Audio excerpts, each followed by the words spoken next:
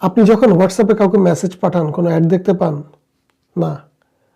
Video audio চ্যাটের সময় না। Telegram same thing.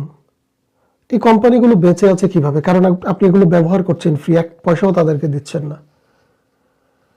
2014 সালে ফেসবুক যখন হোয়াটসঅ্যাপ কিনে নেয় তখন তার মার্কেট ভ্যালু ছিল $20 বিলিয়ন। বর্তমানে সেটি $100 বিলিয়ন কাছাকাছি হবে।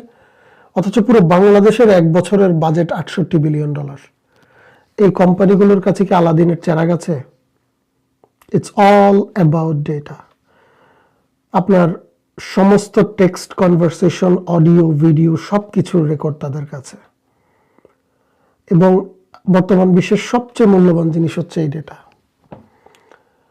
অনলাইন আমরা প্রতিনিয়ত ব্যবহার করছি, পুরোপুরি সুরক্ষিত থাকার আসলে সুযোগ খুব একটা নেই। তবে তুলনামূলক আপনাকে নিরাপদ রাখার ব্যবস্থা অনলাইনেই আছে। জানতে আমাদের সাথেই থাকুন।